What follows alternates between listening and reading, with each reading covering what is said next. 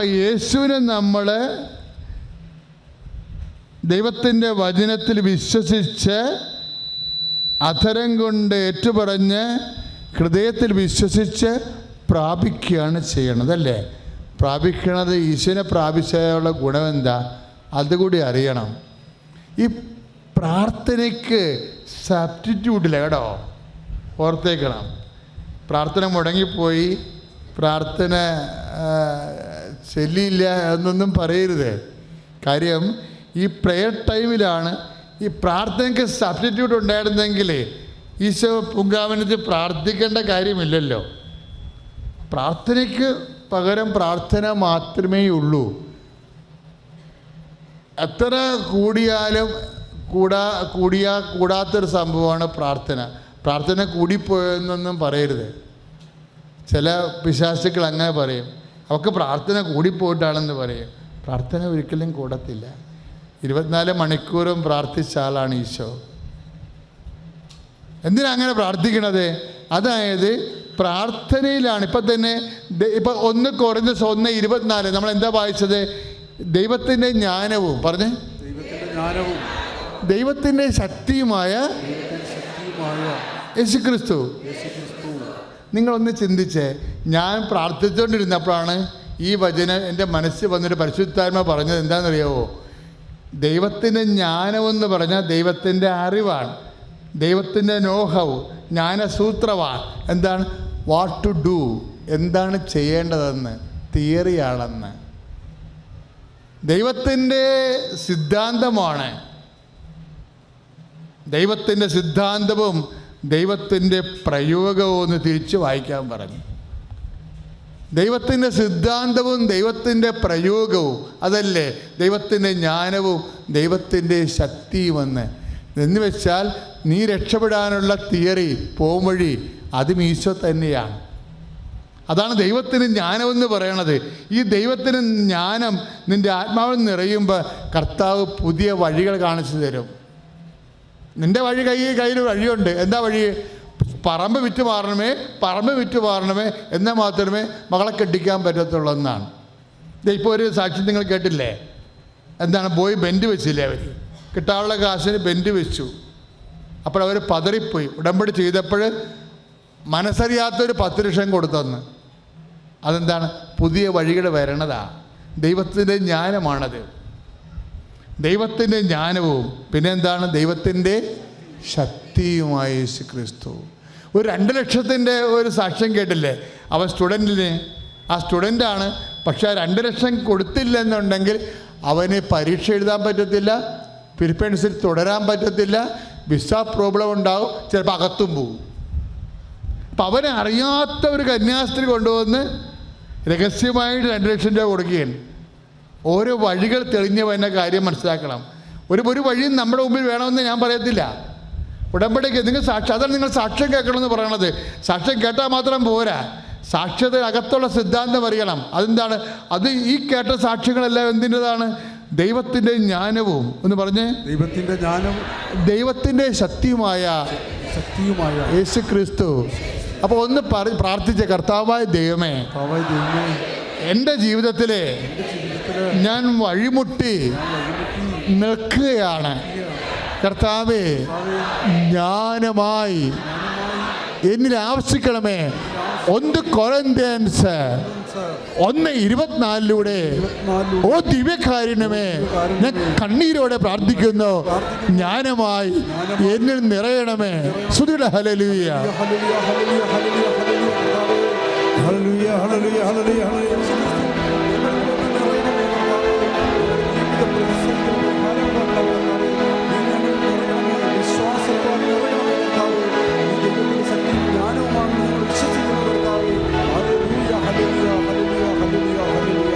സ്തുതിയുടെ hallelujah.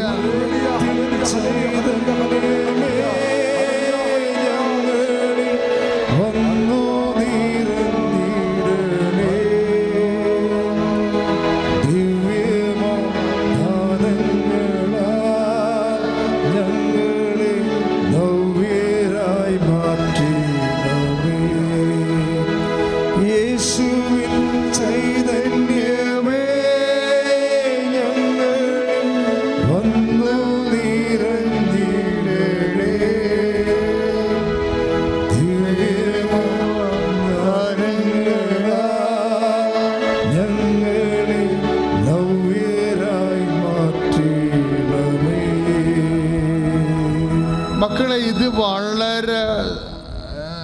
വളരെ ശ്രദ്ധയോടെ സന്തോഷത്തോടെ മക്കളെ പ്രാപിക്കാനാണ്. കാര്യം എന്താണ്?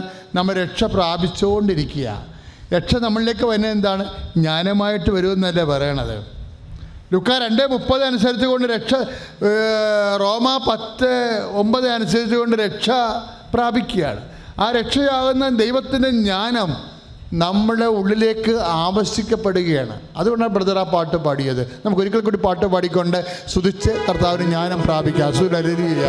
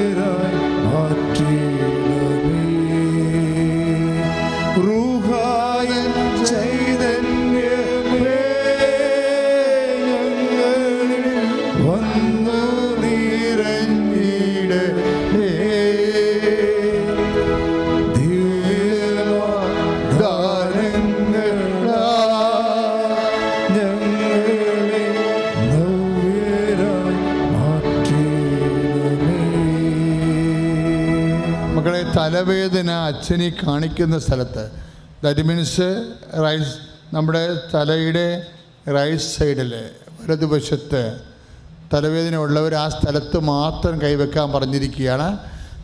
തലയുടെ വലതുവശത്ത് തലവേദന ഉള്ളവർ വർഷങ്ങളായിട്ടുള്ളവരാണ്. ഈ ജില്ലയുടെ പുറത്ത് വടക്കൻ മേഖലകളിൽ നിന്നുള്ളവർ മാറാത്ത ചില തലവേദന അനുഭവിക്കുന്നവരെ മെസ്സേജിലുണ്ട്. അപ്പോൾ അതുകൊണ്ട് തന്നെ മക്കൾ അടുത്തായാലും അകന്നായാലും തലവേദന ഈ പ്രദേശത്തുള്ളവർ, വലതുവശത്ത് വലത് ചെവിക്ക് മുകളിലുള്ളവർ അവിടെ കൈവച്ചുകൊണ്ട് അതിശക്തമായ സ്തുതിയുടെ ഹല്ലേലൂയ. ഈശോയെ സ്തോത്രം, ഈശോയെ സ്തോത്രം, ഈശോയെ സ്തോത്രം, ഈശോയെ സ്തോത്രം, ഈശോയെ സ്തോത്രം, ഈശോയെ സ്തോത്രം, ഈശോയെ സ്തോത്രം, ഈശോയെ സ്തോത്രം, ഈശോയെ സ്തോത്രം, ഈശോയെ സ്തോത്രം, ഈശോയെ സ്തോത്രം, ഈശോയെ സ്തോത്രം, ഈശോയെ സ്തോത്രം, ഈശോയെ സ്തോത്രം, ഈശോയെ സ്തോത്രം. Lord Jesus Christ, pour out His Spirit, the fire finger, soak with the precious blood. I command you in the name of Jesus Christ to be healed. ദൈവത്തിൻ ചൈതന്യമേ ഞങ്ങളിൽ വന്നു നിറഞ്ഞിടണേ.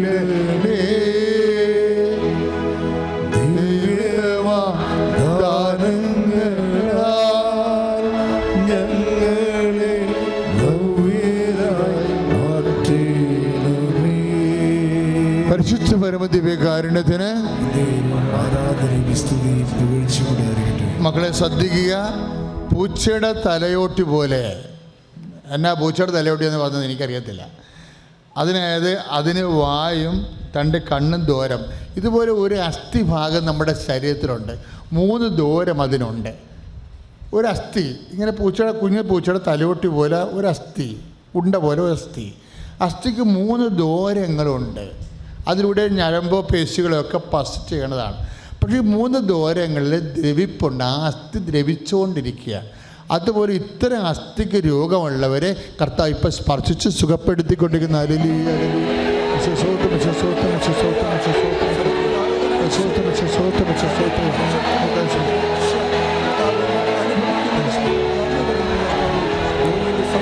ദൈവത്തിൻ ചൈതന്യമേ ഞങ്ങളിൽ വന്നു നിറഞ്ഞിടണേ.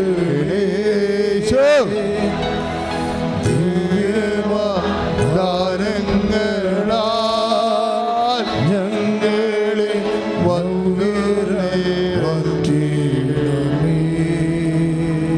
പരിശുദ്ധ പരമദിവ്യകാരുണ്യത്തിന് ആരാധനയും സ്തുതിയും പുകഴ്ചയുണ്ടായിരിക്കട്ടെ. ഈശോമിശിഹായ്ക്ക് സ്തുതിയായിരിക്കട്ടെ. പരിശുദ്ധ അമ്മയ്ക്കും ഈശോയ്ക്കും 1000 നന്ദി പറഞ്ഞുകൊണ്ട് ഞാൻ എൻ്റെ സാക്ഷി ആരംഭിക്കട്ടെ. എൻ്റെ പേര് ദീപ എലിസബത്ത് ജോൺ. ഞാൻ ജർമ്മനിയിൽ നിന്നാണ് വരുന്നത്.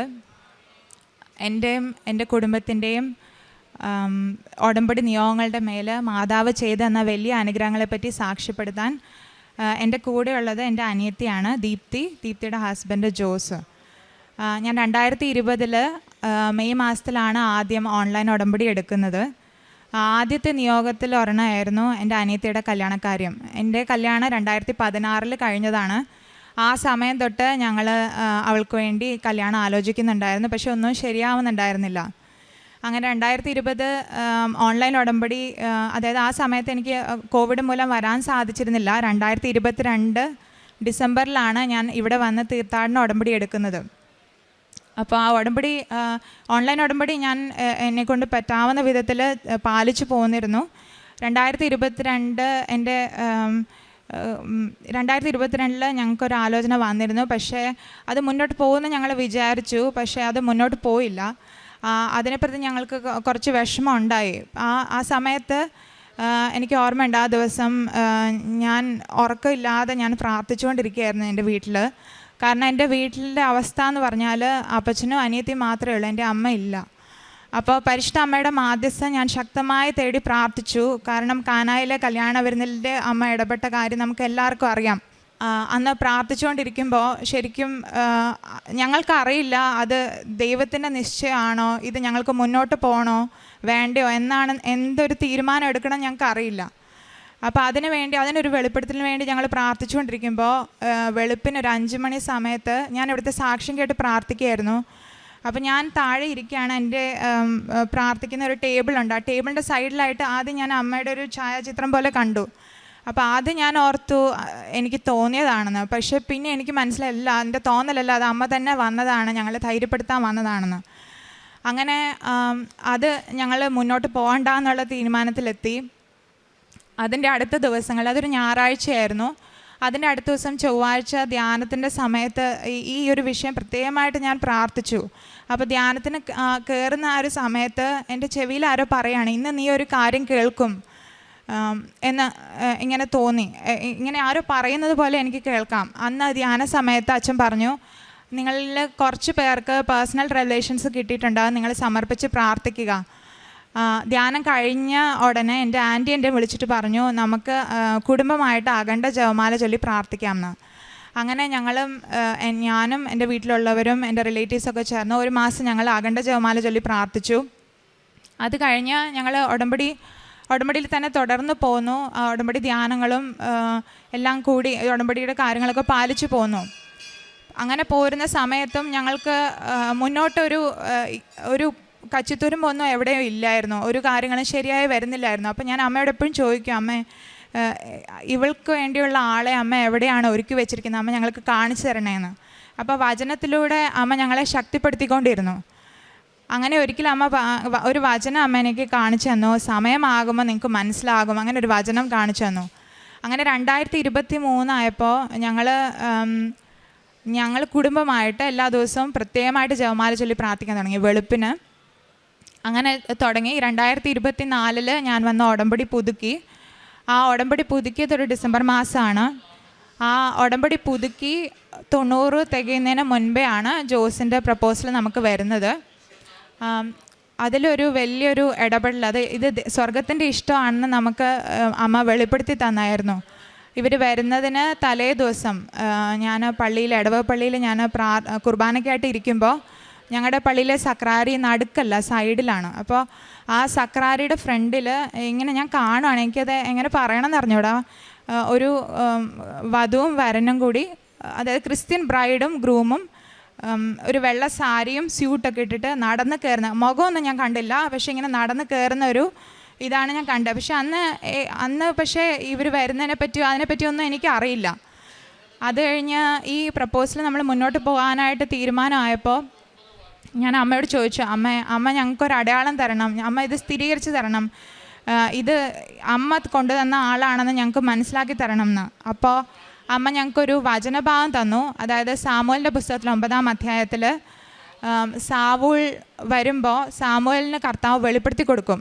അപ്പോൾ തലേ ദിവസം വന്ന ആളാണ്, ഇവനെയാണ് അഭിഷേകം ചെയ്യേണ്ടതെന്നുള്ള ആ ഒരു വചനഭാഗം ഞങ്ങൾക്ക് തന്ന്, ഇതാണ് സ്വർഗത്തിൻ്റെ ഇഷ്ടം, ഇതാണ് ദൈവം അനാദികാലം മുതലേ അവൾക്കായിട്ട് നിശ്ചയിച്ചിരുന്ന തുണ എന്ന് ഞങ്ങൾക്ക് വെളിപ്പെടുത്തി തന്നു. അങ്ങനെ ഒക്ടോബർ 20 മനസ്സമ്മതവും നവംബർ 1 കല്യാണവും കഴിഞ്ഞു. എല്ലാവരും ഞങ്ങൾ പ്രായം കടന്നു പോകും തോറും 50 കൊല്ലമായിട്ട് ഞങ്ങൾ അന്വേഷിക്കുകയാണ്. പ്രായം കടന്നു തോറും ഓരോരുത്തരും ഞങ്ങളോട് പറയുമായിരുന്നു, നിങ്ങൾ അങ്ങനെ കാത്തലിക്കായിട്ട് നോക്കണ്ട, നിങ്ങൾ പുറത്ത് നോക്ക്, എന്തിനാ ഇത്രയും കണ്ടീഷൻസൊക്കെ വെക്കുന്നത്. പക്ഷേ എൻ്റെ വലിയൊരു ആഗ്രഹമായിരുന്നു അവളൊരു കത്തോലിക്ക കുടുംബത്തിൽ പോകണം എന്ന്. അതുപോലെ ദൈവം നല്ലൊരു കുടുംബത്തിലേക്കാണ് എൻ്റെ അനിയത്തി അയച്ചത്. അതിന് അമ്മയ്ക്കും ഈശോയ്ക്കും 1000 നന്ദി പറയുന്നു. ഇതാണ് ആദ്യത്തെ എൻ്റെ ഉടമ്പടി സാക്ഷ്യം. രണ്ടാമത്തെ സാക്ഷ്യം എൻ്റെ കുഞ്ഞിന് കിട്ടിയ രോഗസൗഖ്യമാണ്. അവൻ 2022 മെയ്യിലാണ് ഉണ്ടായത്. ഉണ്ടായ ഉടനെ അവന് കുറച്ച് ബ്രീതിങ് ഇഷ്യൂസ് ഉണ്ടായിരുന്നു. അവൻ NICUലൊക്കെ ആയിരുന്നു. അത് കഴിഞ്ഞ് 3-ാം മാസം തൊട്ട് അവന് അടിക്കടി പനിയും ചുമയും വരും. അപ്പോൾ ഓരോ തവണ വരുമ്പോഴും അവന് ഒരു വീസിങ് പോലെ അങ്ങനെ ഒരു ടെൻഡൻസി കാണിക്കും. അപ്പോൾ നമ്മൾ സ്പെഷ്യലായിട്ട് ഡ്രോപ്സ് കൊടുത്ത് ബ്രീത്തിങ് ഈസി ആക്കി അങ്ങനെയാണ് പോയിക്കൊണ്ടിരുന്നത്. അപ്പോൾ അത് ആദ്യമൊക്കെ 2 മാസം കൂടുമ്പോഴായിരുന്നു. പിന്നെ 3 വയസ്സായപ്പോൾ എല്ലാ സെക്കൻഡ് വീക്കും വരാൻ തുടങ്ങി. അപ്പോൾ ഈ ഡ്രോപ്സ് കൊടുക്കുന്നതും ഇതൊക്കെ ഇതിന് കാരണം മുന്നോട്ട് പോകും തോറും ഇത് പിന്നെ ഇൻഹേലറും കാര്യങ്ങളൊക്കെ വരും. അപ്പോൾ ഇതെന്ത് ചെയ്യും? ഇത് ഞാൻ ഉടമ്പടിയിൽ നിയമങ്ങളിൽ എഴുതിയിട്ടില്ല. പക്ഷേ ആ ഒരു സിറ്റുവേഷനിൽ ഞാൻ ജർമ്മനിയിലായിരുന്നു. അപ്പോൾ എൻ്റെ കയ്യിൽ ഉടമ്പടി വസ്തുക്കളുണ്ടായിരുന്നു, അർച്ച വസ്തുക്കളുണ്ടായിരുന്നു. അപ്പോൾ ഞാൻ ഉടമ്പടി തൈലം ഉപയോഗിച്ച് പ്രാർത്ഥിച്ചു, വിശ്വാസ പ്രമാണം ചൊല്ലി പ്രാർത്ഥിച്ചു. അതിനുശേഷം ഇപ്പോൾ 6 മാസത്തിന് മേലെയായി. അവൻ അത് കഴിഞ്ഞ് പനിയൊക്കെ വന്നിട്ടുണ്ട്. പക്ഷേ ഒരിക്കലും നമുക്ക് ആ സ്പെഷ്യൽ മരുന്ന് കൊടുക്കേണ്ട ഒരവസ്ഥ ഉണ്ടായിട്ടില്ല. അതിനും അമ്മ മാതാവിന് 1000 നന്ദി പറയുന്നു. മൂന്നാമത്തെ കാര്യം ഞങ്ങളുടെ വീടുമായിട്ട് ബന്ധപ്പെട്ടൊരു കാര്യമാണ്. ഞങ്ങൾ 30 കൊല്ലത്തിലേറെ ആയിട്ട് താമസിക്കുന്ന വീടാണ്. അപ്പോൾ ഞങ്ങളുടെ വീടിൻ്റെ ഫ്രണ്ടിൽ ഒരു കടയായിരുന്നു. അത് കൊല്ലങ്ങളായിട്ട് അവിടെ കടയാണ്. ആദ്യം ഒരു പലചരക്ക് കടയായിരുന്നു. പിന്നെ കഴിഞ്ഞ 3 കൊല്ലങ്ങളായിട്ട് അവിടെ ഒരു സ്കൂട്ടർ റിപ്പയറിൻ്റെ ഒരു വർക്ക്ഷോപ്പായിരുന്നു. അപ്പോൾ ആദ്യം തുടങ്ങിയപ്പോൾ വലിയ കുഴപ്പമുണ്ടായില്ല. പക്ഷേ അത് കഴിഞ്ഞിട്ട് ഞങ്ങളുടെ മുന്നിലെ റോഡ് ഭയങ്കര ചെറുതാണ്. അപ്പോൾ ഈ സ്കൂട്ടറൊക്കെ വെച്ച് അവിടെ എപ്പോഴും ബ്ലോക്കാണ്. തന്നെയല്ല രാത്രി 12 മണി 1 മണി വരെയൊക്കെയാണ് റിപ്പയർ. അപ്പോൾ ഭയങ്കര ബഹളമാണ്. അപ്പോൾ അപ്പച്ചന് രാത്രി ഉറങ്ങാൻ പറ്റില്ല. അപ്പച്ചൻ്റെ വെളുപ്പിന് എഴുന്നേൽക്കുന്ന ആളാണ്, നേരത്തെ കിടക്കുന്ന അങ്ങനെ ഒരു ശീലമുള്ള ആളാണ്. അപ്പം ഞങ്ങൾക്ക് ഈ വിഷയം ഭയങ്കര ബുദ്ധിമുട്ടായി. ഇത് എന്ത് ചെയ്യണമെന്ന് ഞങ്ങൾക്ക് അറിഞ്ഞൂടാ. അപ്പോൾ 2024 ഉടമ്പടി പുതുക്കാൻ വന്നപ്പോൾ ഞാൻ ഇവിടെ വന്ന അമ്മയുടെ അടുത്ത് ഈ വിഷയം സമർപ്പിച്ച് പ്രാർത്ഥിച്ചു. അതിനെ തുടർന്ന് സെബസ്ത്യാനോസ് പുണ്യാളൻ്റെ പെരുന്നാളിനോടനുബന്ധിച്ച് ആ ദിവസങ്ങളിൽ ഡെയിലി ബ്രെഡിൽ ഒരു ദിവസം അച്ഛൻ പറഞ്ഞു, ഇന്ന് പുണ്യാളുടെ പെരുന്നാളാണ്, അപ്പോൾ നിങ്ങൾക്ക് സ്ഥല സംബന്ധമായ എന്തെങ്കിലും വിഷയങ്ങളുണ്ടെങ്കിൽ നിങ്ങൾ സമർപ്പിച്ച് പ്രാർത്ഥിച്ചു കൊള്ളുക, ഈശോ ദൈവം ഇടപെടും എന്ന് പറഞ്ഞു. അപ്പോൾ ഈ വിഷയം ഞാൻ സമർപ്പിച്ച് പ്രാർത്ഥിച്ചു. അന്ന് വൈകിട്ട് എനിക്കൊന്ന് 5:30 ആയപ്പം ഈ സ്ഥലത്തിൻ്റെ ഉടമ എൻ്റെ അപ്പച്ചനെ വിളിച്ചു. ഇങ്ങനെ ഈ സ്ഥലം കൊടുക്കാൻ പോവുകയാണെന്ന് പറഞ്ഞു. അങ്ങനെ ഞങ്ങൾക്ക് ആ സ്ഥലം വാങ്ങാനായിട്ട് സാധിച്ചു.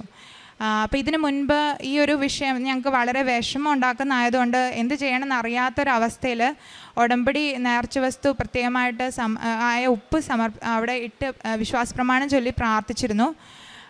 അതിൻ്റെ ഫലമായിട്ട് ഞങ്ങൾക്ക് ആ ഒരു പ്രശ്നത്തിൽ നിന്ന് അമ്മ ഒരു സൊല്യൂഷൻ തന്നു. ആർക്കും ബുദ്ധിമുട്ടുണ്ടാകാതെ ഇപ്പം ഞങ്ങളുടെ ആ ഏരിയയിൽ വളരെ സമാധാനപരമായിട്ട് പോകുന്നു. കാരുണ്യപ്രവർത്തികൾ ഞാൻ യൂറോപ്പിലാണ്. അപ്പോൾ കുട്ടികൾക്ക് വേണ്ടിയിട്ടുള്ള കാറ്റഗിസം ശുശ്രൂഷകളിലൊക്കെ ഞാൻ സപ്പോർട്ട് ചെയ്യാറുണ്ട്. പിന്നെ രോഗികളെ സഹായിക്കാറുണ്ട്, ഫൈനാൻഷ്യലി സപ്പോർട്ട് ചെയ്യാറുണ്ട്. ആത്മീയമായിട്ട് എനിക്ക് തോന്നുന്നു എനിക്ക് തിരിച്ച് എൻ്റെ ആദ്യ കുർബാന ആ സമയത്തെ ആ ഒരു ചൈതന്യത്തിലേക്ക് വരാനായിട്ട് സാധിച്ചത് ഉടമ്പടി മൂലമാണ്. ആടിക്കടികൾ, കുമ്പസാരം, കൂദാശകളിലെ പങ്കെടുപ്പ്. ഞാൻ ആദ്യമൊക്കെ എനിക്ക് ബുദ്ധിമുട്ടായിരുന്നു ദിവസേന ദിവ്യബലിക്ക് പോകുന്നത്. പക്ഷേ ഇപ്പം എനിക്ക് അവിടുത്തെ അച്ഛന്മാരൊക്കെ സപ്പോർട്ട് ചെയ്യാറുണ്ട് ദിവ്യബലിക്ക് പോകാനും. അവിടെ എന്തെങ്കിലുമൊക്കെ ഉണ്ടെങ്കിൽ അച്ഛൻ പറഞ്ഞ് അങ്ങനെയൊക്കെ എനിക്ക് ദിവ്യബലി മുടങ്ങാതെ ഞാൻ ശ്രദ്ധിക്കുന്നുണ്ട്. ഈശോയ്ക്കും അമ്മയ്ക്കും 1000 നന്ദി. ഈ വിശുദ്ധ അൾത്താരയിൽ വന്ന് സാക്ഷ്യം പറയാൻ അവസരം തന്ന തിരുകുമാരനും ദൈവമാതാവിനും 1 കോടി നന്ദി. എൻ്റെ പേര് ദിവ്യ, ഞാൻ കൊല്ലത്ത് നിന്ന് വരുന്നു. ഞാൻ ആദ്യത്തെ സാക്ഷ്യം, ഇതെൻ്റെ മകൻ അദർവ്. എൻ്റെ മോന് 1000-ൽ ഒരാൾക്ക് വരുന്ന മൊഗാടെന്ന് പറയുന്ന ഒരു രോഗം 2023 ഒക്ടോബറിൽ ബാധിച്ചിട്ടുണ്ടായിരുന്നു. അതിൽ നിന്ന് വരുന്ന ബുദ്ധിമുട്ടെന്ന് പറഞ്ഞാൽ എൻ്റെ കുഞ്ഞിന് നടക്കാൻ ബുദ്ധിമുട്ടുണ്ടായിരുന്നു, കണ്ണിൻ്റെ കാഴ്ചയ്ക്കും ബുദ്ധിമുട്ടുണ്ടായിരുന്നു. അങ്ങനെ 2023 അവന് 2-3 ഹോസ്പിറ്റലുകളിൽ അഡ്മിറ്റായി. അതിൽ നിന്നെല്ലാം വന്നു. ലാസ്റ്റ് SITയിൽ നിന്ന് അവന് ഡിസ്ചാർജായി വീട്ടിൽ വന്നു. എന്നാലും അവൻ്റെ ശരീരത്ത് അപ്പോഴും ആ ഒരു രോഗാണുവിൻ്റെ പ്രസൻസ് ഉണ്ടായിരുന്നു.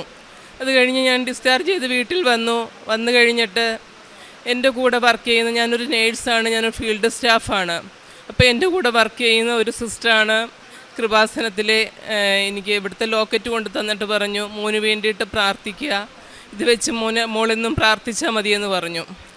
അങ്ങനെ അതിനുശേഷം ഞാനൊരു മാർച്ച് ഏപ്രിലൊക്കെ ആയപ്പം ഇതുവഴി പോയ സമയത്ത് ഞാനിവിടെ ഈ പേര് കണ്ടിട്ടാണ് ഞാനിവിടെ ഒന്ന് ജസ്റ്റ് ഒന്ന് കയറി പ്രാർത്ഥിച്ചു. അത് കഴിഞ്ഞിട്ട് ഞാൻ 2024 മെയ് 1-ാം തീയതിയാണ് ഞാനിവിടെ ആദ്യമായി വന്ന് ഉടമ്പടി എടുക്കുന്നത്. ഉടമ്പടി എടുത്തു. എൻ്റെ മകന് വേണ്ടിയിട്ടും പ്രാർത്ഥിച്ചു. അങ്ങനെ ഞാൻ അന്ന് തൊട്ടേ ഇവിടുന്ന് തന്ന വിശുദ്ധ തൈലവും തേനും ഉപ്പും എല്ലാം എൻ്റെ കുഞ്ഞിന് കൊടുക്കുന്നുണ്ടായിരുന്നു. എല്ലാ 2 മാസം 3 മാസം കൂടിയിരിക്കുമ്പം എൻ്റെ കുഞ്ഞിനെ ചെക്കപ്പിന് കൊണ്ടുപോകും, ടെസ്റ്റുകൾ ചെയ്യും. പക്ഷേ അപ്പോഴും പോസിറ്റീവായിരുന്നു. അപ്പോൾ ഇതിനിടയ്ക്ക് ഇങ്ങനെയുള്ള സാക്ഷ്യങ്ങൾ കേൾക്കും, അതൊക്കെ ഷെയർ ചെയ്യും, രാവിലത്തെ പ്രാർത്ഥന ചൊല്ലും. ഇതൊക്കെ ആയിട്ടും പിന്നെയും എൻ്റെ കുഞ്ഞിന് ബുദ്ധിമുട്ട് ഇങ്ങനെ നിൽക്കുമ്പോൾ ഞാൻ പറയും, എൻ്റെ മാതാവേ ഇനി എന്നെ പരീക്ഷിക്കല്ലേ. ഓരോ ഉടമ്പടി വന്ന് പുതുക്കുമ്പോഴും, ഇപ്പം 4-ാമത്തെ ഉടമ്പടിയിലാണ് ഞാൻ, ഓരോ ഉടമ്പടി വന്ന് പുതുക്കുമ്പോഴും ഞാൻ പറയും, എൻ്റെ മാതാവേ ഇനി എന്നെ പരീക്ഷിക്കല്ലേ. എൻ്റെ കുഞ്ഞിനെ ഓർത്ത് മാത്രം ഞാൻ ഒത്തിരി ബുദ്ധിമുട്ടുന്നുണ്ട്, അതോർത്ത് മാത്രമാണ് ഞാൻ വിഷമിക്കുന്നത്. അപ്പോൾ എൻ്റെ ഈ വിഷമം എനിക്ക് മാറ്റിത്തരണേ. കഴിഞ്ഞ ഓഗസ്റ്റ് 9-ാം തീയതി എൻ്റെ 4-ാമത്തെ ഉടമ്പടി പുതുക്കിയപ്പോൾ ഞാൻ ഇവിടെ വന്ന് അവിടെ ഇരുന്നുകൊണ്ട് കരഞ്ഞ് ഞാൻ മാതാവിനോട് പറഞ്ഞു, ഈ ഉടമ്പടിയിൽ ഇനി വരുമ്പം എൻ്റെ മാതാവ് ഈ അൾത്താരയിൽ വന്ന് എനിക്ക് സാക്ഷ്യം പറയാൻ ഇടയാക്കി തരണേ എന്ന് പറഞ്ഞു. അങ്ങനെ കഴിഞ്ഞ ആഴ്ച ഞാൻ വന്നായിരുന്നു. പക്ഷേ എൻ്റെ മോനെ അമൃത ഹോസ്പിറ്റലിൽ കൊണ്ടുപോകുന്നതിന് തൊട്ട് മുമ്പായിരുന്നു ഞാൻ വന്നത്. മോന് MRI സ്കാനിങ്ങും പോസിറ്റീവായ ബ്ലഡ് ടെസ്റ്റ് ഒന്നുകൂടെ ചെയ്യാനും പറഞ്ഞിട്ടുണ്ടായിരുന്നു. അതിനുവേണ്ടി കൊണ്ടുപോകുന്നതിന് മുമ്പായിരുന്നു ഞാനിവിടെ വന്നത്. നേർച്ച വസ്തുക്കൾ ഉപയോഗിച്ചുകൊണ്ടാണ് എൻ്റെ മോനെ ഞാൻ കൊണ്ടുപോയി ഞാൻ ഒരു കഴിഞ്ഞ തിങ്കളാഴ്ചയായിരുന്നു അമൃതയിൽ ചെക്കപ്പിനായിട്ട് പോയത്. അപ്പം ഞായറാഴ്ച ഞങ്ങൾ അവിടെ ചെന്നു. MRI സ്കാനിങ്ങിന് ഡേറ്റ് കിട്ടിയത് ഞായറാഴ്ചയായിരുന്നു. ഞായറാഴ്ച ചെന്ന് ഞാൻ അവിടെ MRI സ്കാൻ ചെയ്തതിന് ശേഷം അവിടെ തന്നെ റൂം എടുത്തു. തിങ്കളാഴ്ച ഡോക്ടറിനെ കാണണം, പിന്നെയും യാത്ര ചെയ്യണ്ടല്ലോ എന്ന് വിചാരിച്ച് അവിടെ തന്നെ റൂം എടുത്ത് അങ്ങനെ നിന്നപ്പോൾ രാത്രി ആയപ്പോഴത്തേക്കിന് ഞാൻ ജപമാല ചൊല്ലി മാതാവിനോട് ഇങ്ങനെ കുറേ കരഞ്ഞു പ്രാർത്ഥിച്ചിട്ട് ഞാൻ അവിടെ ഒരു ജനലിൻ്റെ അവിടെ ഇങ്ങനെ നിന്നപ്പോഴത്തേക്കിന് ദൂരെ ഒരു പള്ളിയുടെ രൂപമാണ് പള്ളിയുടെ രൂപമായിട്ടല്ല എനിക്ക് കാണുന്നത്. ജപമാല, ഒരു ചുമപ്പ് കളറിൽ ജപമാല കത്തി നിൽക്കുന്ന കൂട്ടൊരു ഇതാണ് ഞാൻ കാണുന്നത്. അപ്പോൾ എൻ്റെ മാതാവിന് എനിക്കൊരു എന്തോ മനസ്സിലൊരിതാവുന്നു. കാര്യം ഇതിൽ എനിക്ക് എന്തോ ഒരു പോസിറ്റീവ് ഇതായിട്ട് എനിക്ക് മാതാവ് തരുമെന്നൊരു വിശ്വാസം എനിക്ക് തോന്നി. അങ്ങനെ പിറ്റേ ദിവസം ബ്ലഡ് ടെസ്റ്റ് ചെയ്തപ്പോൾ ആദ്യം അവർ പറഞ്ഞത് റിസൾട്ട് പിറ്റേ ദിവസമേ ആവത്തുള്ളെന്ന് ആദ്യം പറഞ്ഞു 2 മണിക്കൂർ കഴിഞ്ഞ് കിട്ടുമെന്ന് പറഞ്ഞു. പിന്നെ പറഞ്ഞു പിറ്റേ ദിവസമേ ആകത്തുള്ളെന്ന് പറഞ്ഞു. പക്ഷേ വൈകുന്നേരം 5 മണിയായപ്പം എൻ്റെ മോൻ്റെ റിസൾട്ട് വന്നു. റിസൾട്ട് നെഗറ്റീവായിരുന്നു. 2 വർഷമായിട്ട് എൻ്റെ കുഞ്ഞിൻ്റെ ശരീരത്ത് പോസിറ്റീവായിട്ട് നിന്ന ആ രോഗാണു വിശുദ്ധ വസ്തുക്കൾ ഉപയോഗിച്ചതിൻ്റെ ഫലമായി എൻ്റെ കുഞ്ഞിൻ്റെ ശരീരത്തിൽ നിന്ന് അത് പൂർണ്ണമായി മാറിയിരിക്കുകയാണ്. ഇപ്പോൾ എൻ്റെ കുഞ്ഞ് മൊഗാഡ് നെഗറ്റീവാണ്. ഇപ്പോൾ അവന് വേറെ ബുദ്ധിമുട്ടുകളൊന്നും തന്നെ ഇല്ല. ഇനിയിപ്പോൾ മരുന്ന് നിർത്താമെന്നാണ് ഡോക്ടർ പറഞ്ഞിരിക്കുന്നത്. അടുത്തതായി 1.5 വർഷമായിട്ട് ഞാൻ വിദേശത്ത് ജോലിക്ക്, ഞാനൊരു നേഴ്സാണ്. അപ്പം വിദേശത്ത് ജോലിക്ക് വേണ്ടിയിട്ട് ഞാൻ നോക്കുന്നുണ്ടായിരുന്നു. അങ്ങനെ നോക്കാൻ തുടങ്ങിയ അന്നോട്ടെ ഓരോ തടസ്സങ്ങൾ, എല്ലാത്തിനും ഡേറ്റ ഫ്ലോ, എലിജിബിലിറ്റി, എന്ത് പ്രൊസീജിയറിന് വന്നാലും ആദ്യം തടസ്സങ്ങളാണ്. ആ തടസ്സങ്ങൾ വരുമ്പോഴേ ഞാനാണെങ്കിൽ നമ്മുടെ വിശുദ്ധ വസ്തുക്കൾ ഉപയോഗിക്കും, പ്രാർത്ഥിക്കും, മുട്ടിപ്പായിരുന്ന് പ്രാർത്ഥിക്കും. എൻ്റെ മാതാവേ, ഒത്തിരി പരീക്ഷണങ്ങൾ എനിക്ക് ജീവിതത്തിൽ തന്നു. പക്ഷേ എനിക്ക് ഈ ജോലിക്ക് പോയേ പറ്റൂ. കാര്യം സാമ്പത്തികമായിട്ടും എല്ലാ രീതിയിലും ഞാൻ ഒത്തിരി തകർന്നു നിൽക്കുകയാണ്. അപ്പോൾ എനിക്ക് ഈ ജോലി കിട്ടിയേ പറ്റത്തുള്ളൂ. എനിക്കതിന് മാതാവ് അവസരം ഉണ്ടാക്കി തരണം. അവിടുന്ന് തിരുകുമാരനോട് മാധ്യസ്ഥം വഹിക്കണം. ഇത് മാത്രമാണ് എപ്പോഴും പറയുന്നത്. അങ്ങനെ എന്തായാലും ഓരോ തടസ്സങ്ങളും ഇങ്ങനെ തടസ്സങ്ങളെല്ലാം വരുമ്പോഴും പ്രാർത്ഥിക്കുക. എല്ലാ ഓരോ പ്രൊസീജിയറിന് പോകുമ്പോഴായാലും ഞാൻ ഉപ്പ് കൊണ്ടുപോകും. പിന്നെ ഉടമ്പടി തൈലം ഇതെല്ലാം ഉപയോഗിച്ചിട്ടാണ് ഞാൻ എല്ലാ പ്രൊസീജിയറുകളും ചെയ്യാനുള്ളത്. അപ്പം അങ്ങനെ എനിക്കിപ്പം കഴിഞ്ഞ ആഴ്ച ടിക്കറ്റും വിസയും വന്നു. ഞാൻ ഞായറാഴ്ച സൗദിയിലേക്ക് പോവുകയാണ്. അതേപോലെ തന്നെ എനിക്ക് ഒരു 6-7 വർഷമായിട്ട് ശ്വാസമുട്ടലും അലർജി രോഗവും ഉണ്ടായിരുന്നു. ഞാൻ ഇവിടെ നിന്നുള്ള ഉപ്പും വിശുദ്ധ തൈലവും ഉപയോഗിച്ച് എനിക്കിപ്പോൾ ആ ഒരു ബുദ്ധിമുട്ട് മാറി. അത് ഇത്രയേറെ അനുഗ്രഹങ്ങൾ എൻ്റെ ജീവിതത്തിൽ തന്ന യേശോപ്പായ്ക്കും അമ്മ മാതാവിനും ഒരു കോടി നന്ദി പറയുകയാണ്. പ്രേക്ഷിത പ്രവർത്തനം, ഞാനൊരു ഫീൽഡ് സ്റ്റാഫ് ആയതിനാൽ കിടപ്പിലായ രോഗികളും പിന്നെ അങ്ങനെയുള്ള രോഗികളെയാണ് കൂടുതലും എനിക്ക് സന്ദർശിക്കാൻ കഴിയുന്നത്. അപ്പം അങ്ങനെയുള്ളവരെ കണ്ട് എൻ്റെ അനുഭവങ്ങൾ പറഞ്ഞ് ഓരോ കാര്യങ്ങൾ പറയുവാനും ഇവിടെ എൻ്റെ ഓരോ അനുഭവങ്ങൾ കേട്ടിട്ട് ഇവിടെ കുറച്ച് പേര് വന്ന് ഉടമ്പടി എടുക്കുവാനും സാധിച്ചതിൽ എനിക്ക് ഒത്തിരി സന്തോഷമുണ്ട്. പിന്നെ കാരുണ്യ പ്രവർത്തികൾ എന്ന് വെച്ചാൽ ഫീൽഡ് സ്റ്റാഫ് ആയതിൻ്റെ പേരിൽ പിന്നെ മരുന്ന് മേടിക്കാനോ അല്ലെന്നുണ്ടെങ്കിൽ ഇങ്ങനെ രോഗങ്ങൾ കൊണ്ട് ഒത്തിരി ദുരിതം അനുഭവിക്കുന്ന ഒത്തിരി പേരെ എനിക്ക് സഹായിക്കാൻ കഴിഞ്ഞിട്ടുണ്ട്.